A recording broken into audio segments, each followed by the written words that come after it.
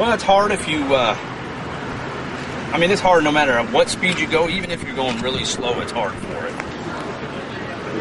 And a lot of the kids that we do it for, high school and middle school students, they have to always put their phone down because they're paying attention more to the phone than they are to the road. And a lot of them, when they're turning, they use one hand. They try to use two hands, but it's so difficult to turn sometimes that they got to put the phone down to use two hands. And sometimes, if they don't, they run into cones, they run over cones.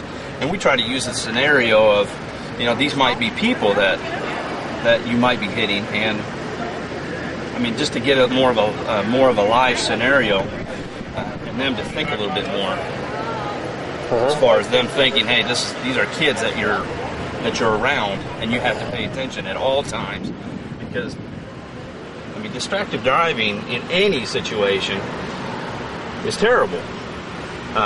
You see the commercials out there about distracted driving, and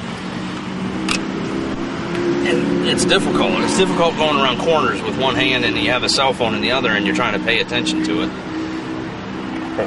And especially with kids, because they're more interested in the cell phone and texting than they are paying attention to the road and what's on it.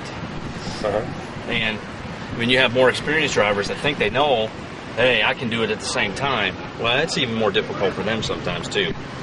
But what happens with the cell phone is if we have any type of major accident or fatality, their cell phone's going to be located, it's going to be seized, and it's going to eventually make its way to my office where we'll do an extraction of data on it.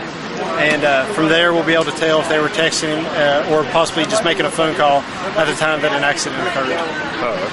All right.